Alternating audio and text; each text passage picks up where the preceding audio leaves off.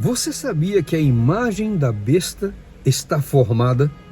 Eu não sabia, mas estudando os livros do Espírito de Profecia e a Palavra de Deus, eu descobri que a imagem da besta já está formada. Só nos resta agora o alto clamor. Estamos a um passo da eternidade.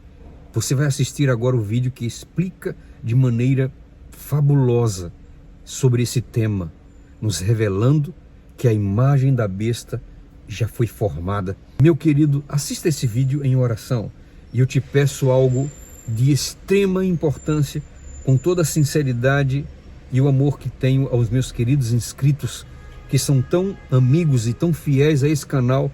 Por favor, distribua esse vídeo, compartilhe esse vídeo com pelo menos 50 pessoas.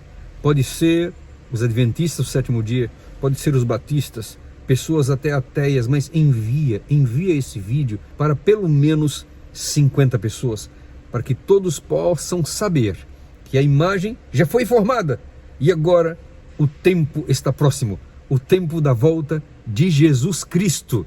Para terminar, para que você possa agora iniciar o estudo desse vídeo, eu quero avisar para vocês que nós estamos indo agora para a Índia, pregar o Evangelho e ajudar os leprosos. A Índia é o primeiro lugar no mundo em casos de lepra. E você tem a oportunidade de fazer parte desse ministério. Saímos da África semana passada. Foram batizadas quase 30 pessoas e no total milhares de pessoas foram batizadas. Mas olha, nós queremos continuar. Ajudamos os órfãos na África, ajudamos também as famílias carentes. Precisamos que você esteja conosco na proclamação do Evangelho nos próximos países, não só pregando a palavra, mas realizando atos de misericórdia, de amor. Se você quiser fazer parte desse ministério, o número está aqui na tela para que você possa enviar a sua doação de amor. Ora antes, assiste esse vídeo, envia pelo menos para 50 pessoas. Irmãos, é caso de vida ou morte, é caso de extrema importância. O Senhor está buscando os seus, realizando o selamento, para que então possa derramar os seus juízos e voltar para nos buscar. Deus te abençoe muito. Nos vemos em nosso próximo vídeo, em nome de Jesus. Amém e amém. Em nome de Jesus. Amém, Senhor. Ok, queridos, então, vamos abrir nossa Bíblia em Apocalipse, capítulo 13. E nós vamos ver aqui alguns detalhes do capítulo 13, e a história que nós vamos ver nesse capítulo de hoje, do livro A Mensagem do Terceiro Anjo, ela é de extrema importância para nós. Vamos ver juntos aqui o que diz aqui o capítulo 13. Vamos ler aqui a partir do versículo 1, que diz assim, ó. E eu pus-me sobre a areia do mar, e vi subir do mar uma besta que tinha 7 cabeças e 10 chifres, e sobre os seus chifres 10 diademas, e sobre as suas cabeças o nome de blasfêmia. E a besta que eu vi era semelhante ao leopardo, e os seus pés como os de urso, e a sua boca como a boca de leão. E o dragão deu-lhe o seu poder, e o seu trono e grande poderio. E vi uma de suas cabeças como ferida de morte, e a sua chaga mortal foi curada, e toda a terra se maravilhou após a besta. Agora passe para o verso 4. Verso 4, né? E adoraram o dragão que deu à besta o seu poder, e adoraram a besta, dizendo, quem é semelhante à besta? Quem poderá batalhar contra ela? E foi-lhe dada uma boca para proferir grandes coisas e blasfêmias, e deu-se-lhe poder para agir por 42 meses. E abriu a sua boca em blasfêmias contra Deus, para blasfemar o seu nome, e do seu tabernáculo, e dos que habitam no céu. Agora passe lá para o verso 11.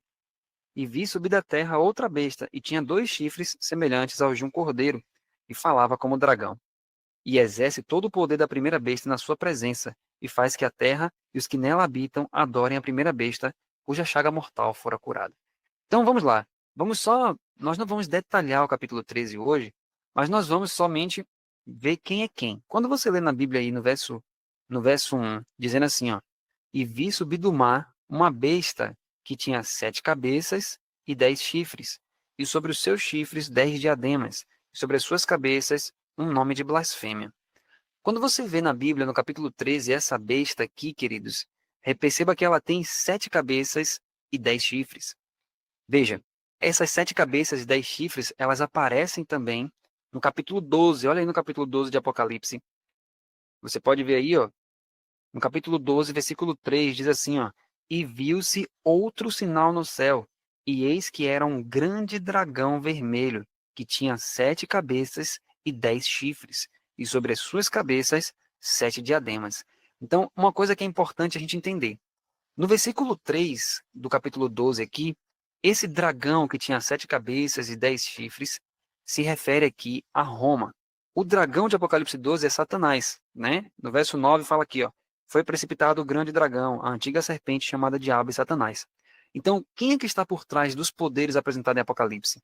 Satanás. Satanás está por trás dos poderes. Mas veja que no verso 3 fala detalhes da forma que esse dragão se apresenta. Então veja que ele aparece com 7 cabeças e 10 chifres. Que poder é esse que é apresentado com 7 cabeças e 10 chifres no capítulo 12? Depois ele muda de forma no capítulo 13 e depois ele é apresentado novamente no capítulo 17. É Roma. Então no capítulo 12, veja só, no verso, quando você olha aqui, Satanás, aqui capítulo 12, apresenta a história de Satanás, né? A história de Lúcifer, como foi no céu, o que ele fez no céu, né? A queda ali que ele fez dos anjos e tudo isso. Mas Satanás na Terra se revelou através de Roma, né? Satanás utilizou o poderio romano e o capítulo 12 e 13 também vão falar de Roma. Mas perceba que no capítulo 12 aparece um dragão com 7 cabeças e 10 chifres. Por que isso? Porque esse dragão de Apocalipse 12, né, primariamente se refere a Satanás, mas Deus está fazendo aqui a mesma lógica que ele usou lá no livro de Ezequiel, capítulo 28, quando ele se refere ao rei de Tiro, e aí quando ele fala com o rei de Tiro, a linguagem que ele utiliza, ele está falando com Satanás também ali. Então Deus na Bíblia, às vezes ele faz isso. Ele apresenta um poder, mas ele mostra que quem está por trás daquele poder é Satanás. Então, quando nós olhamos para o capítulo 12, primariamente aqui é Satanás, e é ele na forma do Império Romano. Então no capítulo 12 você vê aqui esse dragão que persegue a mulher, né, que persegue o filho da mulher, é Roma, né? Ele tentou matar Jesus, né? Herodes, você vai lembrar que Herodes tentou matar Jesus quando Jesus nasceu e tudo isso. Então aqui vai falar um pouco dessa história. Quando você vai para o capítulo 13, em vez de aparecer um dragão com 7 cabeças e 10 chifres, aparece uma besta com 7 cabeças e 10 chifres. Por que isso, queridos? Veja que a estrutura continua, porque continua sendo Roma. 7 cabeças e 10 chifres. Nós não vamos detalhar isso, né? As 7 cabeças, 10 chifres, tudo isso, mas nós estamos olhando para o poder. Então, esse poder, que era Roma imperial, passa a ser Roma papal, passa a ser Roma religiosa. Então, muda o cenário de um dragão para uma besta, correto? Então, essa besta, então, que surge do mar, é a Roma papal, ok? Então, Roma papal é apresentada aqui no capítulo 13, no início, e depois é apresentada outra besta, no versículo 11. Essa besta, como o nosso estudo hoje não é sobre o capítulo 13 detalhadamente, nós só vamos dizer quem é quem. Então, o capítulo 13, nós temos o primeiro poder, Roma papal. E na continuação, a segunda besta que sobe da terra é os Estados Unidos da América. Então, quando nós olhamos isso, a Bíblia vai mostrando, né, a associação final entre os Estados Unidos e Roma papal. Agora, o que é que essa associação entre Estados Unidos e Roma faria? E aí, queridos, eu peço que vocês prestem muita atenção e até quem tiver o livro físico aí, já prepara o lápis aí para a gente vai ver alguns detalhes ali, principalmente quando a gente chegar na página 60 do livro. Mas veja só, aqui quando você olha para Apocalipse capítulo 13, se você quiser até anotar na sua Bíblia aí, ó, lá no versículo 12, diz assim, ó: E exerce todo o poder da primeira besta na sua presença, e faz que a terra e os que nela habitam adorem a primeira besta, cuja chaga mortal fora curada. Olha só, diz que a segunda besta, ou seja, os Estados Unidos, faria com que as pessoas voltassem a adoração para a primeira besta, ou seja, para Roma papal.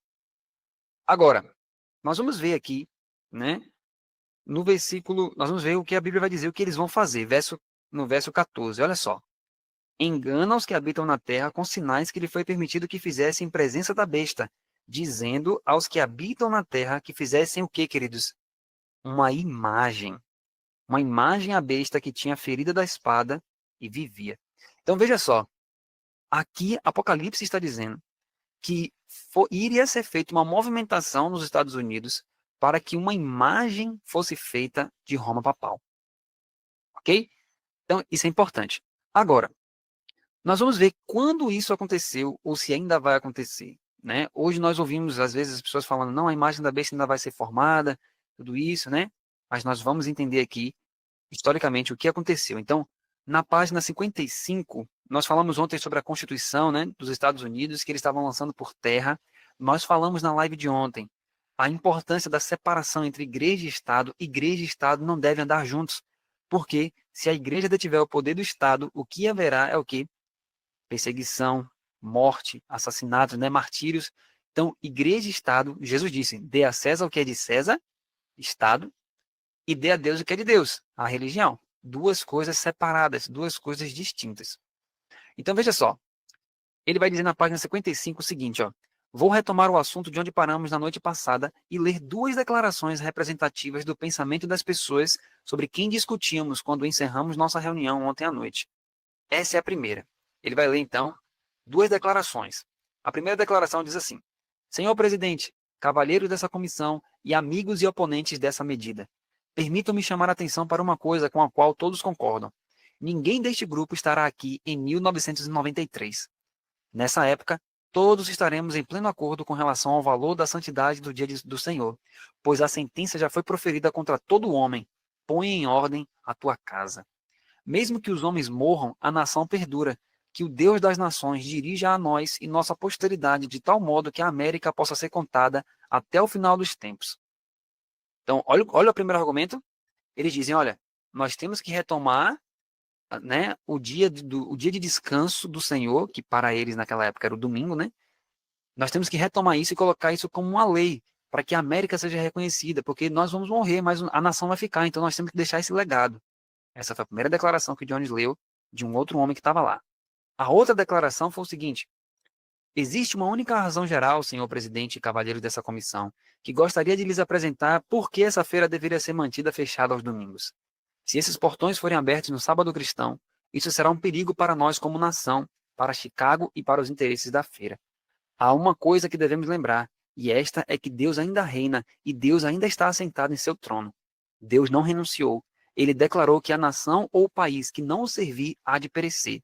E mais do que isso, devemos lembrar que os 10 mandamentos constituem a base principal de todas as nossas leis, tanto nacionais quanto estaduais, as quais são úteis para nossas liberdades e nossos direitos.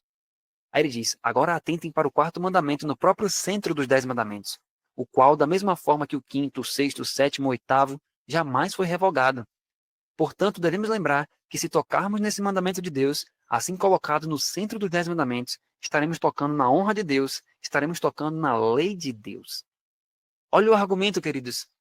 O argumento deles era, olha, o sábado continua sendo vigente, mas o sábado para eles não era o sétimo dia. A nação dos Estados Unidos, né, nessa época aí, na década de 1890, estava pegando a lei de Deus, os 10 mandamentos, e mudando o dia do sábado para o domingo, estabelecendo ali uma autoridade humana em cima da lei de Deus. E isso é um pecado gravíssimo. Mas eles estavam usando o argumento dos próprios guardadores do sábado para pegar a lei e dizer, não, realmente a lei de Deus continua válida, mas o dia do Senhor agora é o domingo. Percebe? Então, eles estavam fazendo isso como nação. Agora eu vou passar aqui para a gente ver um detalhe. Aí ele continua dizendo assim, ó, consequentemente, prezados amigos, se tocarmos nesse quarto mandamento, que nada mais é do que a própria raiz de todos os outros mandamentos, estaremos tocando na honra de Deus e nos mandamentos de Deus. Ele nunca foi anulado, e se tocarmos nele, Deus trará uma maldição sobre nós como nação, pois ele de modo direto disse a seu povo da antiguidade que ele os puniria pela profanação do dia de sábado. Assim, prezados amigos, não podemos nos dar ao luxo de tocar nesse mandamento. O que nos convém fazer é, portanto, dar às nações do mundo um bom exemplo da guarda do sábado americano, dar-lhes um exemplo do sábado cristão, dar-lhes um exemplo do sábado conforme Deus o ordenou. Então veja que ele estava dizendo, né? Veja que havia homens ali na nação dizendo, não, nós temos que guardar o que eles chamam de sábado cristão. E quando eles falam essa palavra, queridos, sábado cristão, eles estão se referindo ao domingo, porque eles dizem que o sábado cristão, o sábado judeu é o sábado, o sétimo dia, e o sábado cristão é o domingo. E isso é uma falácia, né? A Bíblia é bem clara dizendo que o sétimo dia é o sábado do Senhor teu Deus. Agora veja, ele vai dizer agora, ele vai argumentar em cima de uma outra questão. Veja o que ele continua dizendo, esse homem. Certa vez, um príncipe pagão visitou a rainha Vitória e quis que a rainha lhe dissesse qual era o segredo da grandeza daquele governo. A rainha Vitória pediu uma Bíblia e, entregando-a ao príncipe, disse: aqui está o segredo da grandeza dessa nação. E o segredo da nossa grandeza como nação é a Bíblia, que está entronizada em todas as leis, cuja importância é a mesma do sábado. Ela é o fundamento de nossas leis. Então, olha um argumento, queridos. É um argumento bom? É um argumento bom. É um argumento verdadeiro? É um argumento verdadeiro. Mas dentro do argumento verdadeiro, ele traz o que ali? Ele traz a falsidade. Por quê? Porque, de fato, a Bíblia diz que se Deus for o Senhor de uma nação, aquela nação vai ser próspera. Mas Deus sempre deixou claro na Bíblia, Deus sempre deixou claro a separação entre igreja e Estado. Jesus deixou isso muito claro. Você vê que Jesus nunca se envolveu em negócios de política. Por quê? Porque Jesus disse: o meu reino não é desse mundo. Agora, o que que isso vai causar, né? E o que que isso causa para nós hoje? O que que isso impacta? Você sabia, queridos, eu quero, antes de a gente ler, o que nós estamos lendo aqui agora vai impactar o seu dia a dia de forma direta. Nós vamos ver que isso aqui não é apenas uma história que aconteceu lá atrás e que certamente vai acontecer no futuro de novo, porque vai acontecer. Mas você vai ver que isso, se você entender plenamente o que nós estamos lendo aqui, isso vai criar frutos na sua consagração diária, porque você vai entender algo aqui nesse livro que até então, né, pouco se ouve falar. Por quê? Veja só. Ele vai citar aqui um texto de Ellen White. Ele diz assim, ó: agora, irmãos, vocês se lembram de que li um texto sobre o qual eu poderia falar por uma semana. Nessa noite eu gostaria de ler outra citação com o mesmo teor. É esta. Olha o texto que ele cita agora, ó. Irmãos e irmãs, aqui é o Espírito de Profecia. Quisera eu poder dizer algo para despertá-los para a importância desse tempo e para o significado dos eventos que estão ocorrendo agora ao nosso redor. Chamam a atenção de vocês para os movimentos agressivos que estão sendo agora empreendidos em favor da restrição da liberdade religiosa. Isso foi escrito em 1892. Então, Ellen White fala, olha, eles estão empreendendo movimentos agressivos para restringir a liberdade religiosa. O que é que isso tem a ver com Apocalipse 13? Nós vamos ver que tem ligação direta com o que a gente leu aqui no início da live. Por quê? Veja só. Nós vamos perceber o seguinte. Deixa eu passar isso aqui, ó. Eu quero ler com vocês mais um pouquinho na frente. Pronto. Aqui, os slides hoje são poucos. Veja só. Ela diz assim, ó, agora Jones vai dizer o seguinte: a partir das evidências apresentadas na noite passada, percebe-se claramente que o governo dos Estados Unidos se encontra agora nas mãos de uma hierarquia e não mais nas mãos dos representantes do povo. O governo, na forma como nossos antepassados o estabeleceram, já se foi e agora de forma irreversível. Atente bem para isso. O governo do povo, pelo povo e para o povo já se foi. Se você quiser até sublinhar isso aí no seu livro, porque no final, querido, desse slide aqui, eu deixei cerca de nove passos que esse capítulo apresenta de verdades essenciais desse capítulo.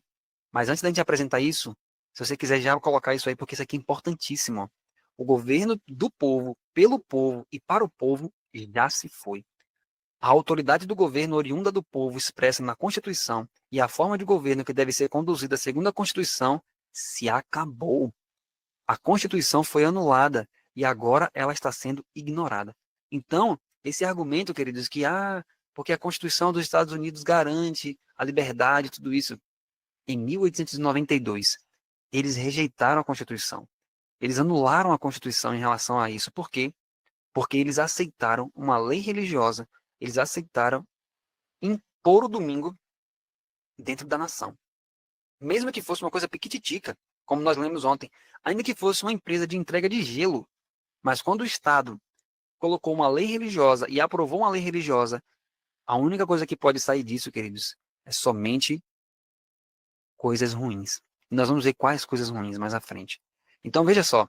Então, eles começaram a ignorar a Constituição, ok? Isso é tão importante da gente entender. Você vai ver mais à frente o porquê que é tão importante você saber disso. Olha só. Recentemente, ela foi ignorada pela comissão. Na verdade, ela foi excluída completamente e uma hierarquia foi ouvida sobre princípios hierárquicos, apresentando apenas argumentos hierárquicos.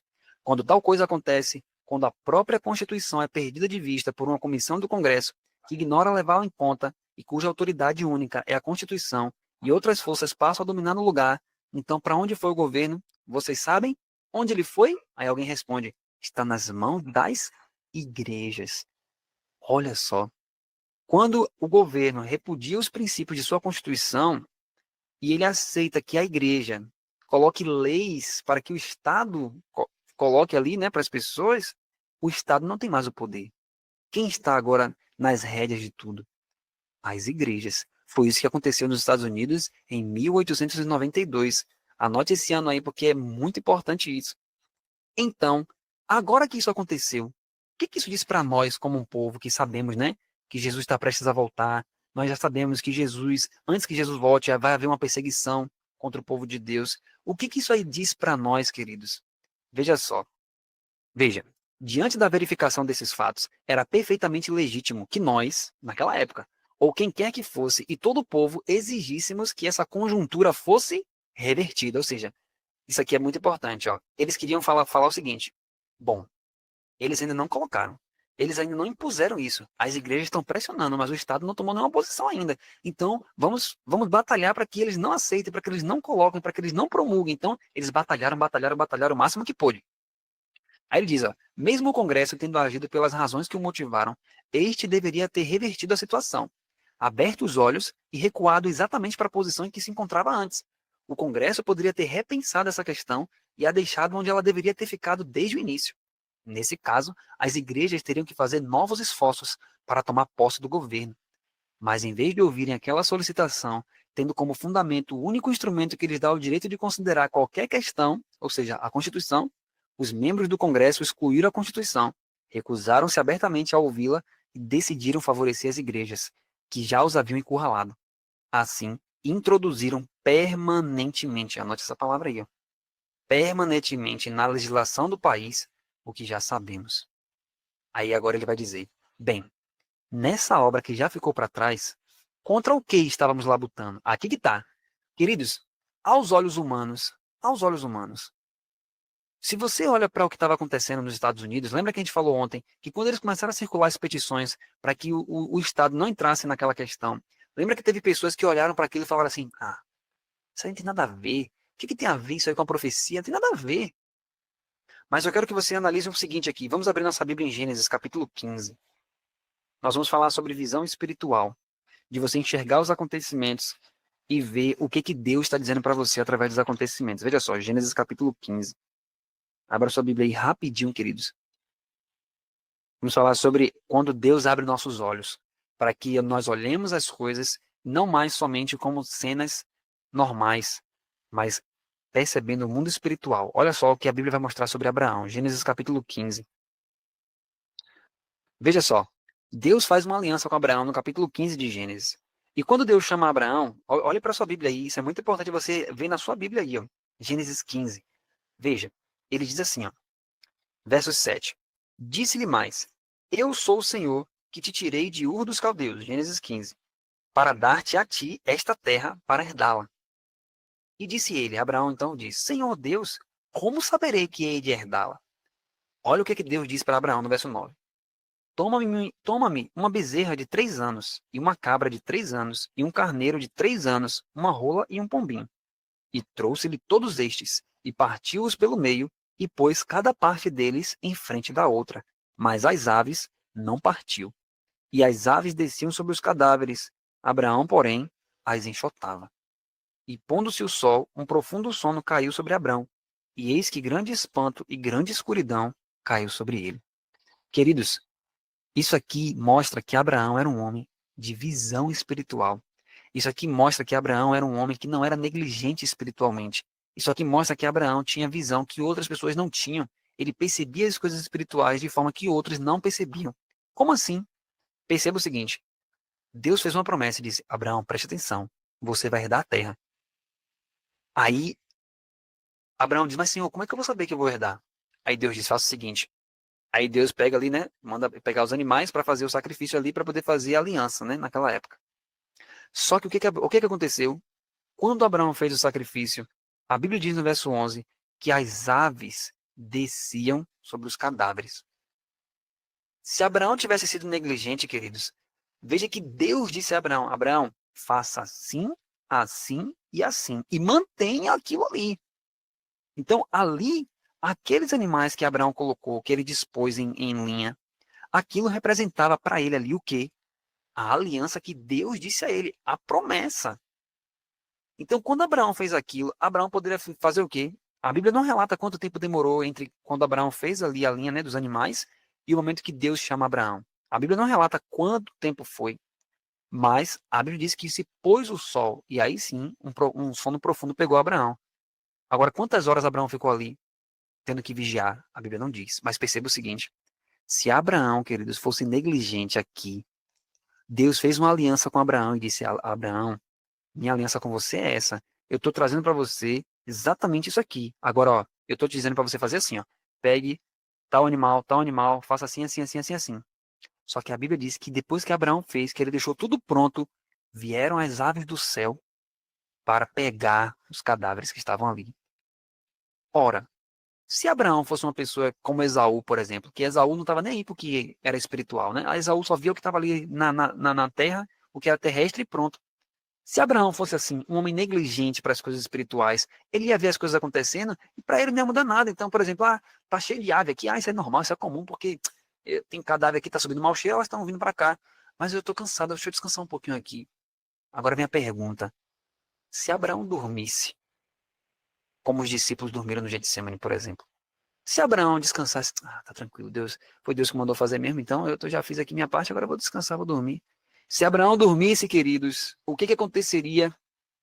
Abraão perderia a promessa, queridos. Eu tenho uma frase que eu gosto muito dessa frase, que diz assim, ó, as distrações roubam promessas. Ou seja, tem muitas promessas de Deus em nossa vida que não se cumprem, não é porque Deus não quer cumprir, não, mas porque eu e você estamos distraídos. Em vez de estarmos clamando a Deus ali, ajoelhados em oração, tirando tempo para Deus, a gente está assistindo filme, a gente está assistindo série, a gente está assistindo jogo, a gente está falando da vida dos outros. E as promessas vão, ó. Aí vem as aves do céu e. Você entende por que Jesus, quando ele falou a parábola do semeador, ele diz o quê? Que em muitas pessoas a semente era semeada, mas olha o que Jesus, olha o que Jesus utilizou, olha o cenário que Jesus utilizou. Ele falou assim, ó, vem as aves do céu e comem. Por que será que Jesus falou das aves do céu, queridos? A Bíblia mostra isso em Gênesis 15. Porque se Abraão fosse negligente, as aves viriam e roubariam as promessas de Deus para Abraão ali. Aí você pode olhar e dizer, gente, mas era só uma coisa ali física, uma coisa ali que Deus mandou fazer. Percebe isso, queridos? Então, eu e você não podemos ser pessoas de visão estreita, de olhar somente para o terreno. Nós temos que pedir a Deus, Senhor, abre meus olhos para que eu enxergue diariamente, para que o maligno não me leve distraído. Percebe, queridos? Você olha a história de Sansão, você vê, por exemplo, Sansão, né? Deus disse a ele, olha, você é nazireu, Sansão. Você é um homem separado, Sansão. Você é um homem que tem que ter como consagração muito mais do que os outros. Mas se você reparar no livro de Juízes, Sansão vivia dizendo assim, ó, ele queria, né, se casar com uma mulher lá, e aí não era da vontade de Deus, aí ele falou assim, não, mas eu gostei, ela me chamou a atenção aos meus olhos. Aí Sansão era um homem que foi levado sempre pelos olhos, levado pelos olhos, levado pelos olhos. E aí no final de tudo, o que aconteceu com a história de Sansão? Sansão termina cego, percebe? Mas aquela cegueira de Sansão, queridos, que o livro fala que ele terminou cego, ali foi só uma expressão no mundo físico do que ele já era antes. Sansão se tornou cego muito tempo antes. Ele perdeu de vista o Senhor. Ele foi levado pelas suas próprias paixões. Então nós não podemos ser assim. Nós não podemos ser pessoas cegas espirituais. Jesus disse que nós somos cegos. Então o que é que nós precisamos pedir, queridos? Que Ele abra nossos olhos, que Ele unja nossos olhos, para que a gente não viva o nosso dia a dia só olhando para as coisas terrenas. Levanta, vai trabalhar, aí resolve uma coisa, resolve outra, faz um devocional rapidinho ali e volta para dormir.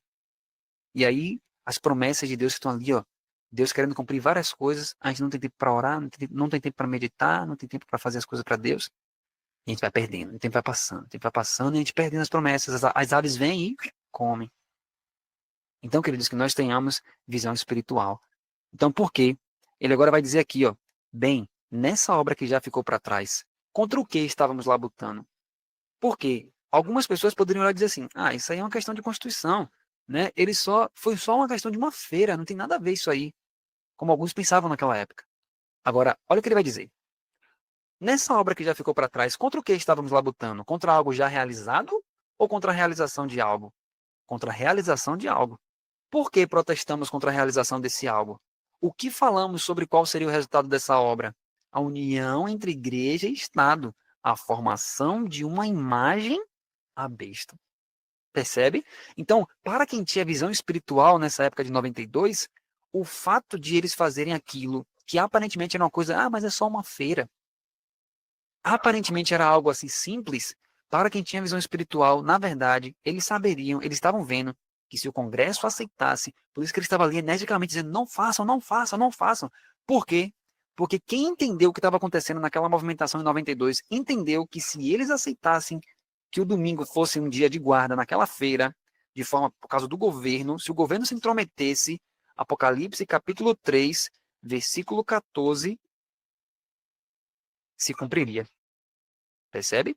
Apocalipse 13, 14, que diz assim, ó, dizendo que fizessem uma imagem à besta. Ué, mas por que foi feita uma imagem? Porque o que é uma imagem, queridos? Quem é a besta? O papado. A imagem da besta significa que quando a besta, é como se você pensasse assim, a besta chega no espelho, quando ela se olha no espelho, ela vê um ser que é o quê? Quando ela olha no espelho, aquela imagem que ela está vendo é o quê? É ela própria. Então, o que era o papado? O papado era um poder religioso que detinha em suas mãos o poder civil, quando ele esteve no auge, né? Então, a América protestante, a Bíblia fala que eles farão a mesma coisa. Eles fariam a mesma coisa, ou seja, eles iriam dar em cima do governo civil para que a igreja, a parte religiosa, dominasse o Estado. Então, eles perceberam que se em 92 eles fizessem aquela movimentação, eles estariam erguendo a imagem da besta. E foi exatamente o que aconteceu. Olha o que ele diz, aqui é fortíssimo, olha só. O fato é que essa obra já foi feita. Então, se você quiser colocar aí na sua Bíblia, ó, Apocalipse 13, verso 14, esse verso, queridos, do erguimento da imagem da besta, foi cumprido em 1892. Olha só, vamos continuar lendo aqui, ó. O fato é que essa obra já foi feita. E não há razão mais para protestarmos contra a sua futura realização. Então, será que não temos mais nada a fazer? Mais nada a fazer no mundo? Toda a nossa obra já se encerrou e nada mais temos a fazer no mundo? Não. Nosso trabalho não se encerrou. Temos uma obra a fazer, mas nosso trabalho não pode ser realizado mais daquela forma. Então, qual é a nossa obra? Advertir contra o que já foi feito. Queridos, se você for analisar hoje, em 2025, tem várias pessoas, né, que estão alertando, sim, né, que o domingo está sendo trazido de volta e nós temos que fazer isso.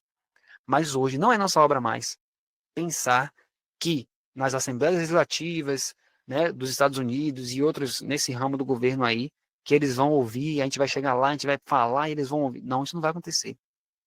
Então, nossa obra não é mais fazer protestos para que eles não mais, né, se vinculem ao papado dessa forma, porque eles já fizeram isso. Qual é a obra agora nossa, desde 1892 para frente? O que é que nós deveríamos fazer que nós ainda não estamos fazendo de forma massiva como um povo? Olha só, advertir contra o que já foi feito, mas o que já foi feito corresponde à formação da imagem da besta. Será que isso não nos coloca face a face com a mensagem do terceiro anjo, conforme suas exatas palavras? Será que isso não conduz você e eu e não nos confina à mensagem do terceiro anjo, conforme ela está escrita? Não há outra alternativa além dessa, pregar a mensagem do terceiro anjo, conforme ela está escrita, contra aquilo que foi feito. Então, o que é que ele está dizendo, queridos? Até 92, eles podiam fazer isso, chegar, protestar, falar, dar panfleto, fazer tudo isso. Por quê? Porque enquanto eles não tinham levantado a imagem, ok, você pode protestar, você pode ir lá, você pode falar. Mas agora que a imagem foi levantada, não adianta esse tipo de protesto. Por quê? Quando a Bíblia fala desse erguimento da imagem da besta, dali para frente, o ser humano só pode se apoiar em Deus, porque é quando há o levantamento da imagem da besta, a partir daí é a hora que o mundo deve ouvir, quando o Apocalipse fala assim, ó, e ouvi uma voz vinda do céu. Ou seja, quando se ergue a imagem da besta, é hora do povo de Deus ter uma consagração tão profunda, tão intensa, tão maravilhosa, que quando eles abram a boca para falar, a boca seja deles, mas a voz seja do Senhor. Porque a Bíblia fala, ouvi uma voz vinda do céu, mas quem está falando são pessoas na terra. Percebe? Então, já que essa imagem foi levantada, já era hora de, desde 92, de eles pregarem com poder. Porque quando se ergue a imagem da besta, é agora que Deus derrama ainda mais poder sobre o seu povo. E aí vem a terceira mensagem angélica de Apocalipse 14, para terminar a obra no mundo. Por isso que o Espírito de Profecia fala, né, Ellen White fala, que Jesus poderia ter voltado nesse período. Em 94, Ellen White escreve uma carta dizendo que se aquele povo tivesse avançado como Deus queria com essa mensagem, Jesus já teria voltado. E o mundo, querido, já teria terminado desde 1894. Né? Então, isso é muito sério. Isso é muito sério. Então, hoje, né, nós podemos pensar, não, a imagem da besta ainda vai ser formada. Veja como é importante nós entendermos isso, porque se você não compreende que a imagem da besta foi formada lá atrás, você vai pegar o grande conflito, por exemplo, e você vai criar todo um cenário futuro inexistente. E aí vai cair no mesmo erro dos judeus, formar toda uma ideia de como o Messias virá, e aí quando realmente acontecer, haverá uma rejeição completa, porque não vai bater com aquilo que você formulou na mente. Percebe, queridos? Por isso que é muito importante a gente saber disso. Olha só, repito que não podemos protestar contra a realização dessa obra, pois esta já foi realizada. Não podemos ir ao Congresso e recorrer a argumentos constitucionais contra a legislação religiosa. Não podemos protestar contra a formação da imagem da besta. Não podemos protestar contra a ação do governo de reconhecer o falso sábado. Isso já foi feito, e ele foi posto no lugar do sábado do quarto mandamento, pela ação específica do próprio Congresso. Assim, tal ação colocou o governo dos Estados Unidos nas mãos das igrejas. Ela estabeleceu a marca da besta como o sábado da nação para todo o mundo. Isso foi feito em expressas palavras na legislação, em lugar do sábado do quarto mandamento. Veja só. Aí você pensa, então, se tudo isso aconteceu naquela época, por que Jesus não voltou? Né? As profecias de Apocalipse estavam em vias de cumprimento. O que aconteceu, queridos? Nós teve uma live que nós falamos sobre isso. Como a mensagem que Deus queria que avançasse não avançou, Deus teve que segurar os ventos. A Bíblia apresenta em Apocalipse 7, né, que é dada uma ordem aos 4 anjos que ficam nos 4 cantos da terra, dizendo assim, ó, segurai, segurai, segurai. Segurem, ou seja, não permitam que aconteça a última guerra ainda. Por quê? Porque nem todos estão prontos, nem todos estão selados, nem todos estão batizados com o Espírito Santo, nem todos estão cheios do Espírito. Então, quando isso acontece, nessa época aconteceu isso aí. Tinha tudo para acontecer. A imagem já estava formada, a questão dominical já estava sendo levantada, eles já tinham colocado uma lei dominical, assinado uma lei dominical, e essa lei, queridos, ela iria avançar para chegar no mundo inteiro. Então, não se engane, isso aqui é um outro ponto. Nós, hoje, em 2025, não devemos olhar para os Estados Unidos ou olhar para o papado e ficar pensando assim, o presidente vai fazer alguma declaração, ele vai falar alguma coisa e tudo isso. Ou então, lá no papado, ele vai lá para tal lugar e de lá ele vai proclamar os 10 mandamentos, tal, tal, tal, tal. Não. Isso não constitui para nós nenhum sinal, queridos. Por quê? Porque em 1892, essa ação de dar as mãos, que o livro Grande Conflito fala, que o papado ia dar os Estados Unidos ia arvorar a mão sobre o abismo para dar as mãos ao papado, o próprio Espírito de Profecia declara claramente, nós vimos isso em uma das lives, né, que nós fizemos recentemente, que isso aconteceu em 92. Eles já estavam dando as mãos lá atrás. Então essa união entre os dois já aconteceu. O que vai acontecer no futuro agora, não é que eles vão dar as mãos no sentido de que eles não estão juntos hoje, mas eles vão estar juntos no futuro. Eles já estão juntos. O que tem segurado esses poderes de atuarem com o vigor que eles querem e atuar da maneira como eles podem atuar é porque os anjos refreiam por causa da igreja, porque a igreja não está pronta. Mas quando os servos de Deus estiverem novamente na primitiva piedade, as fogueiras se acenderão. O Espírito de Profecia fala no livro Eventos Finais que é o alto clamor que vai suscitar os elementos religiosos. Ou seja, a lei, queridos, ela foi assinada lá atrás, em 92, mas ela está lá, ó, guardada. Ela foi trazida de volta. Por quê? Porque o povo de Deus não avançou como deveria. A mensagem deveria ter finalizado a obra. Mas como eles não avançaram, Deus teve que segurar os ventos mais uma vez, e aí aquilo ficou engavetado. Olha que coisa interessante. Você está vendo, hoje em dia a gente está ouvindo falar muito de Blue Laws, mas você já reparou que as Blue Laws, quando nós falamos em Blue Laws, o que são as Blue Laws? O que é a definição de uma Blue Law? São leis religiosas, né? Eles chamam de leis azuis. Mas muitas dessas leis, né? Muitas dessas leis que são religiosas, elas já existem, queridos. Uma característica muito importante disso é que são leis que já existem. Só que eles agora pegam essas leis e começam a forçar essas leis de volta. Ou seja, eles começam a aplicar novamente essas leis de forma massiva. Então, a questão dominical, nós não podemos pensar que um dia eles vão ainda decretar o domingo. Não, queridos, isso já foi feito. Eles já assinaram. Foi uma lei que foi assinada pelo presidente Morrison em 92. Então, só que, o que vai acontecer? À medida que o autoclamor for avançando, que as pessoas começarem a ouvir a mensagem do sábado, que a coisa for realmente avançando com todo o poder, aí isso vai chamar a atenção dos evangélicos da igreja em geral, e isso vai suscitar a ira deles contra esse povo que está pregando essa mensagem. E aí aquela coisa que foi feita lá em 92 vai ser trazida de volta. Essa coisa, queridos, de trazer de volta, o que eles vão fazer é isso, eles só vão trazer de volta algo que já existe. Percebe? Porque isso já aconteceu. Então, por isso que os elementos religiosos estão adormecidos, porque o povo de Deus está adormecido. Mas quando o povo de Deus levantar com essa mensagem, com poder, grande glória, cheio do Espírito Santo, Satanás vai estremecer. E ele vai querer levantar a oposição ferrenha contra o povo de Deus. Então isso é muito importante. Percebe, queridos, como é importante nós sabermos aplicar, né, saber o que aconteceu lá atrás, para a gente saber corretamente aplicar a profecia para o futuro. Então veja só, por que imagem, né? Por que fazer isso? Por que quando eles pegam uma lei religiosa e coloca como uma lei civil, isso se torna uma imagem da besta? Aí ele fala, ó, o que era o papado? Não era simplesmente a união entre religião e Estado? Isso existia no paganismo. O papado consiste na igreja controlando o Estado, não é só se unir. O papado consiste na igreja controlando o Estado, na igreja tomando posse do Estado e dos poderes do Estado e os usando para impor os decretos da igreja.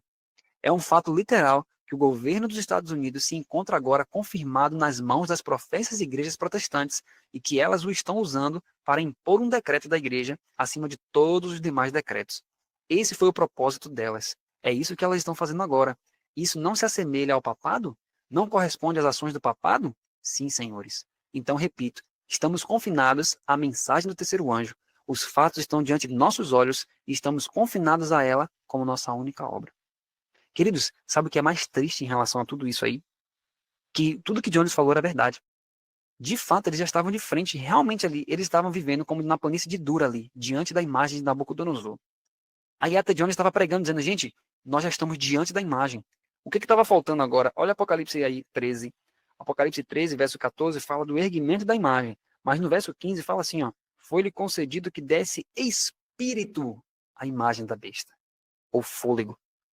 Então, o que estava faltando ali para acontecer era o versículo 15, porque a imagem estava formada, mas a imagem estava sem vida. Então, a Bíblia fala de dois momentos. O momento do verso 14, que nós vimos que se cumpriu em 1892, e o momento do verso 15, que é quando a imagem recebe espírito. Para quê? Para que também a imagem da besta falasse e fizesse que fossem mortos todos os que não adorassem a imagem da besta. Ou seja, todos aqueles que forem contra essa união entre igreja e Estado, todos que forem contra o domingo como sendo um dia de guarda oficial, todos aqueles que levantarem contra a lei do Estado, né? Contra quando as igrejas começarem a impor seus decretos, todos que se levantarem, vai chegar um momento que eles serão, né, colocados para a morte. Eles serão presos, eles serão julgados, muitos deles serão mortos. Então, é isso, queridos, são essas coisas ruins que acontecem quando a igreja e o Estado se unem. Por isso que Jesus nunca se uniu a qualquer coisa do Estado.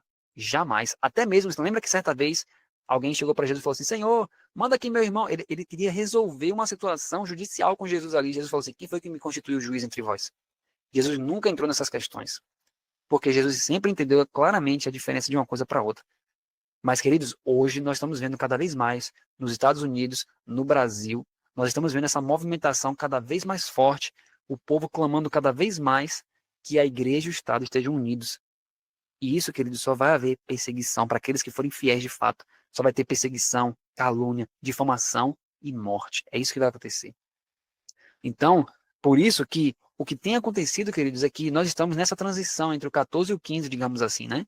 Por quê? Porque a imagem foi formada, mas aquele espírito que ela deveria ter para poder fazer matar as pessoas, ela não recebeu. Por quê? Porque o povo não avançou com a mensagem. Então isso é muito importante. Olha só. Ele diz assim, ó, nós estamos no finalzinho. Nunca antes de 92, porém, qualquer um de nós tinha o direito de falar isso, ou advertir as pessoas contra a adoração da imagem, pois ela ainda não estava formada. Falamos às pessoas que ela estava vindo, e que quando certas coisas acontecessem, a imagem seria formada. Então, a advertência seria, não a adorem. Essa foi nossa mensagem até o momento, mas essa não é mais nossa mensagem. Não podemos mais dizer isso ao povo. Não podemos protestar contra a sua formação. Não podemos fazer isso. Ela já está formada. Então, se nós desconhecermos isso, essa parte tão importante da história, nós vamos olhar, por exemplo, o Papa entrou na Casa Branca, então isso é um sinal da formação da imagem da besta. O Papa foi para o Egito, de lá ele pronunciou os 10 mandamentos, então agora é a imagem da besta. Não, queridos. Essa união entre Estados Unidos e Papado já aconteceu desde lá de trás, é isso que nós estamos lendo aqui. Né? E se você continuar lendo no livro, você vai ver que ele pega as passagens da irmã White confirmando exatamente isso, que isso estava acontecendo naquela época. Então, o que que nós hoje temos como um povo de Deus? Devemos nos consagrar gigantescamente diante do Senhor, pedir a Deus o Espírito Santo, porque se a imagem já está formada, a próxima coisa que precisa acontecer é o povo de Deus pregar com poder e grande glória. E olha só quantos anos, queridos, já se passaram desde que isso aconteceu. E Deus ainda não encontrou uma geração de crentes profundos na palavra de Deus, que tenham experiências profundas com Deus, para quando se levantarem para falar, fazer tremer o reino de Satanás. É isso que Deus está te chamando para ser hoje. Deus está me chamando, Deus está chamando você para ser aquela pessoa como João Batista, como nós falamos ontem, para quando você levantar a sua voz e falar, arrependei-vos, todo o exército de Satanás trema. É isso que Deus espera. Deus quer fazer muito mais do que ele fez na época de João Batista, porque o tempo já chegou, queridos. É chegada a hora. Aí ele diz: estamos, portanto, confinados a essa única coisa. Eu repito, não temos saída se não pregar as exatas palavras da mensagem do terceiro anjo. Se alguém adora a besta e a sua imagem. Mas há uma palavra que vem logo antes disso. Seguiu-se a este outro anjo, aqui é Apocalipse 14, dizendo em grande voz. Então, o que mais pode ser isso, senão o alto clamor da mensagem do terceiro anjo ganhando força agora? Perceba que ele diz que o anjo fala em alta voz, ou em grande voz. Então, nós que estamos conhecendo a mensagem da justiça de Cristo, né, a mensagem do alto clamor, devemos fazer de tudo, queridos. Todas as pessoas que nós entrarmos em contato, devemos de alguma forma tentar apresentar essa mensagem para elas. Mostrar para elas quem é Cristo, a mensagem da justiça de Cristo. Isso é muito importante. Olha só, será que isso não nos indica que quando chegar o tempo para que a mensagem seja dada claramente, como se encontra no texto bíblico, o alto clamor ocorrerá justamente nesse tempo? Já vimos o suficiente para demonstrar isso. Mas será que isso não se encontra nas próprias palavras da mensagem? Que quando a mensagem vai ao mundo nas palavras com que é dada, isso consiste no alto clamor? Pois é assim que ela é proclamada, em grande voz. E é isso que Deus tem chamado a mim e a você, queridos, para pregarmos a mensagem do terceiro anjo com poder e grande glória. E a mensagem do terceiro anjo, ela é o que, em verdade? A justificação pela fé. Cristo em vós, a esperança da glória. Então, é através da contemplação de Cristo, quando a pessoa começa a conhecer a vida de Cristo, conhecer cada vez mais Cristo, ela vai perceber claramente que as pessoas que estão querendo unir religião com o Estado estão sendo contra o Espírito de Cristo. Por quê? Porque Cristo foi completamente distante do Estado. Cristo não teve nada com o Estado, né? E se nós compreendermos isso, isso vai muito mais além de apenas de uma união entre igreja e Estado. Mas, Jones fala sobre isso em outros sermões, nós podemos estar unidos ao Estado em nosso próprio coração. Às vezes, a forma como nós estamos vivendo diariamente, a forma como tratamos pessoas, nós podemos estar agindo segundo a imagem da besta. Nós podemos estar com a imagem da besta. Se a mensagem da justiça de Cristo, ela traz Cristo para você, para Cristo habitar em você, para mudar seu temperamento, suas ações, seus pensamentos, se Cristo vai habitar em você e vai lhe transformar a imagem dele, se você não tem a imagem de Cristo, você tem a imagem de quem? Só existem dois lados. A imagem de Satanás ou a imagem de Cristo? A imagem da besta ou a imagem de Cristo? Então, por isso, queridos, que diariamente devemos buscar a Jesus, porque se nós não buscarmos a Jesus, nós só teremos outro lado para refletir. Ou você reflete uma coisa, ou você reflete outra. Percebe? Então, nós precisamos hoje tomar essa decisão, dizer, Senhor, eu tenho buscado, Senhor, a tua face, o Senhor tem me chamado, mas eu quero mais, eu quero mais. Porque Jesus quer refletir completamente, ele não quer refletir mais ou menos em você, ele quer refletir completamente. Já chegou o tempo, queridos, então veja que profeticamente não há mais nada para a gente esperar. Deus só está esperando que o povo dele se volte para ele, como diz Joel, o clamor, com lágrimas, com jejum, com santificação, com oração. Ele diz que até as crianças, é para chamar até as crianças para a consagração, porque se o povo dele fizer isso, ele vai mandar o Espírito em grande medida. Nós precisamos fazer isso, queridos. Olha só, eu coloquei aqui, para a gente fechar, 9 pontos em relação a esse capítulo, né? Depois eu vou estar compartilhando, eu vou colocar bem direitinho os slides lá para poder compartilhar para quem quiser.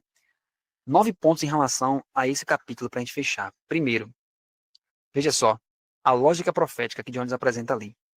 Ele vai mostrar que não é mais possível argumentar ao Congresso sobre a questão do domingo, nem mesmo usar o argumento de que o domingo não é o sábado do quarto mandamento. Por qual motivo? Porque se nós admitíssemos esse argumento, reconheceríamos o direito do Congresso legislar sobre religião.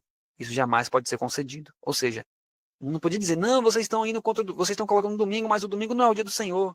Aí eles iam dizer, então vamos botar o sábado. Está errado também, porque não pode haver união entre igreja e Estado. O Congresso só pôde calar os adventistas descartando a Constituição, ou seja, para tirar a voz do remanescente, tiveram que rejeitar o próprio fundamento do governo americano. Isso é altamente simbólico. Ficamos na companhia da Constituição, diz Jones, ou seja, ao lado dos princípios de Deus para o governo civil. Esse foi o primeiro ponto do capítulo que a gente viu. O segundo, isso aqui é para você, tudo que a gente falou, nós estamos resumindo para você lembrar de todos os pontos. Qual foi o segundo ponto? O fim dos protestos públicos e o novo foco.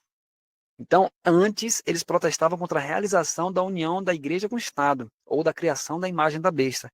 Mas nós vimos que isso já foi feito. Essa união já foi formada, isso já está criado. Então, não ficar protestando contra a imagem da besta, ficar, né? Imagine hoje que eu vou fazer vídeos hoje, vou ficar falando que a imagem da besta vai ser formada, eu estou indo contra a própria profecia, né? Imagine se eu ficar criando cenários, olha, ano que vem vai acontecer isso e isso, e a imagem da besta vai ser formada. Eu estou fazendo o quê? Criando um cenário inexistente, né?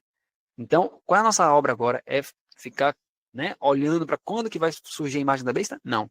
Qual é a nossa obra agora? Advertir as pessoas a não aceitarem essa união entre igreja e Estado, porque isso já foi feito. Mas como é que eu faço isso no meu dia a dia? Veja, quando a Bíblia perceba, olha que coisa fantástica isso. Aí você vai dizer, mas eu estou no Brasil. Eu estou no Brasil, como é que eu vou pregar isso aí para as pessoas e como é que as pessoas vão entender? Preste atenção, olha aquela questão que a gente falou de Abraão lá. Veja, se você está percebendo que a mensagem do terceiro anjo, ela bate de frente com a união de igreja com o Estado, mostra claramente a separação que deve haver entre a igreja e o Estado. Você percebe que quando a mensagem do terceiro anjo apresenta também a justificação pela fé, ela está mostrando para nós que quando você prega Cristo em vós, quando você apresenta para a pessoa os princípios de Cristo, quando você apresenta Cristo em sua plenitude, se uma pessoa reflete, se você consegue pregar isso para uma pessoa e a pessoa olha aquilo e almeja aquilo e quer viver segundo aquilo, você percebe que quanto mais de Cristo essa pessoa tiver, mais separada do mundo ela vai ser. Então a primeira separação entre igreja e Estado que deve haver, queridos, é você como igreja se separando do Estado, que é o mundo. Percebe? Por isso que ele fala na mensagem terceira de 95 que para você chamar pessoas para fora de Babilônia, você precisa estar fora de Babilônia.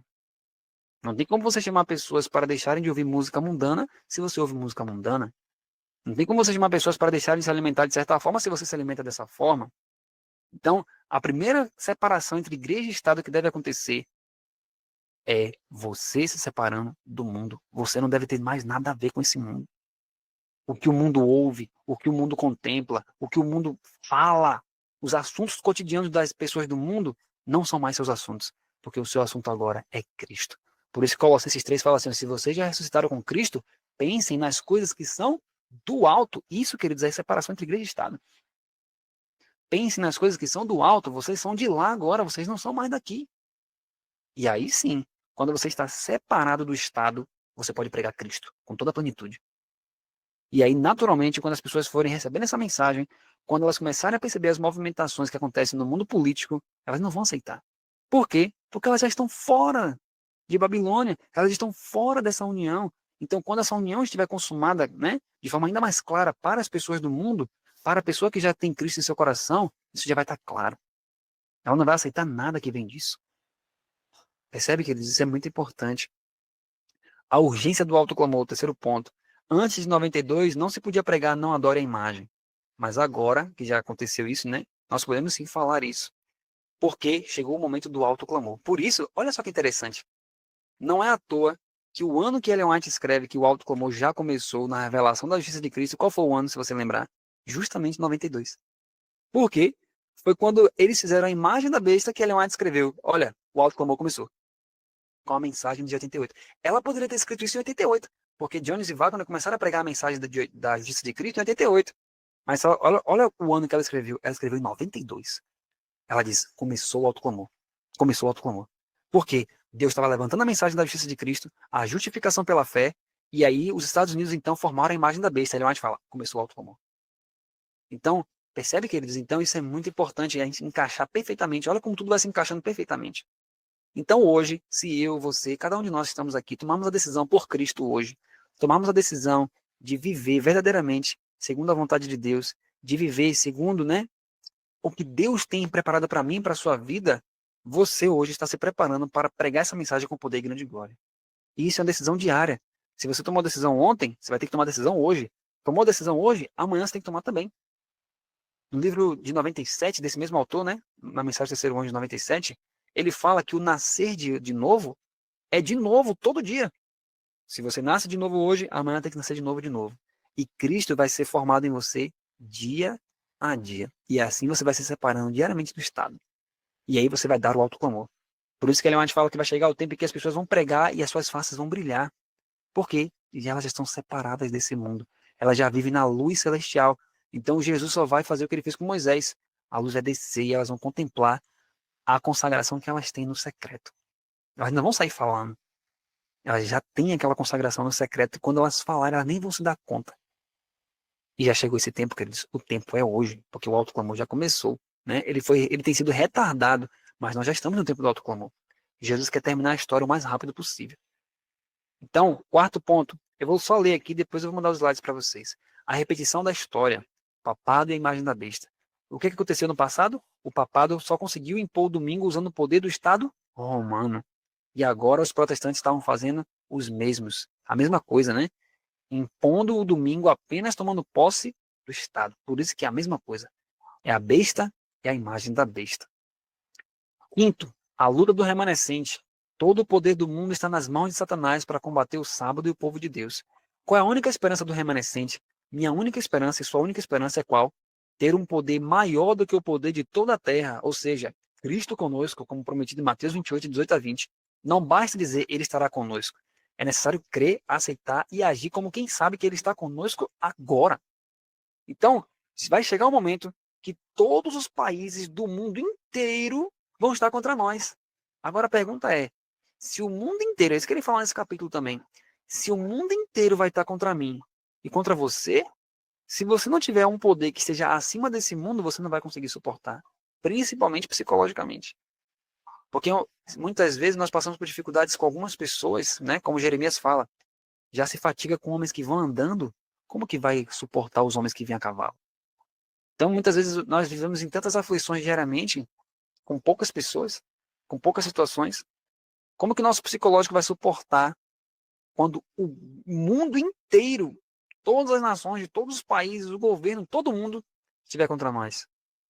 Mas vai ter pessoas que vão suportar, queridos. E essas pessoas vão suportar por quê? Porque receberam Cristo Jesus em sua vida. E o que a Bíblia diz? Maior que está conosco do que o que está no mundo.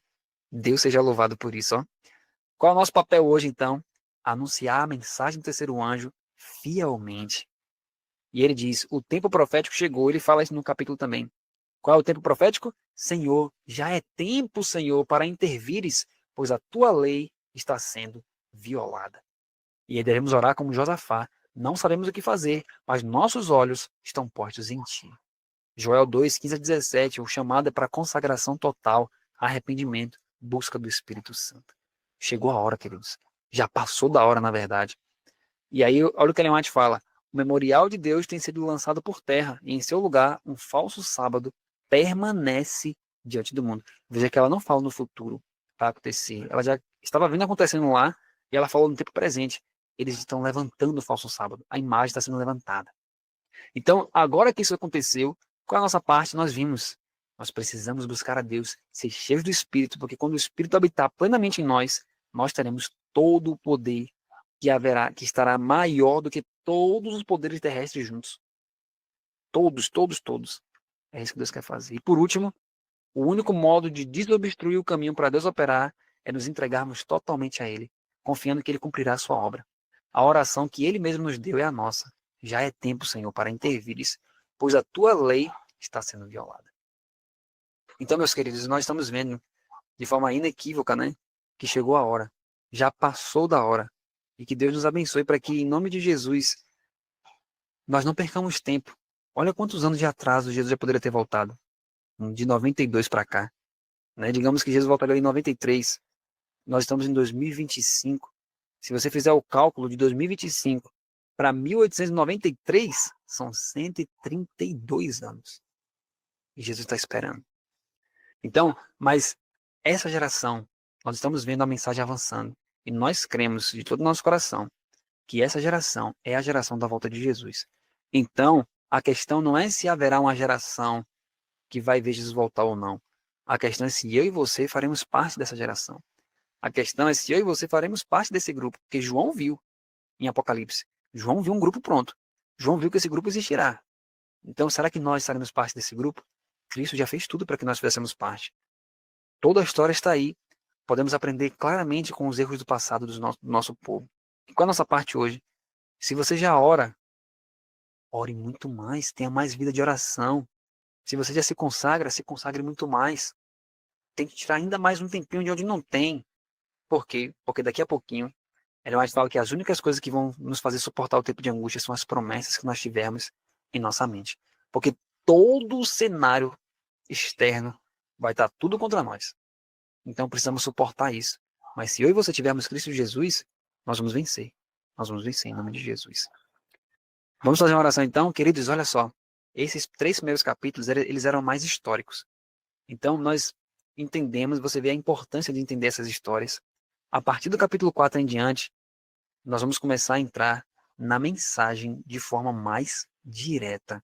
Então, do capítulo 4 para frente, Deus vai dar muitas flechadas em nossa alma, né?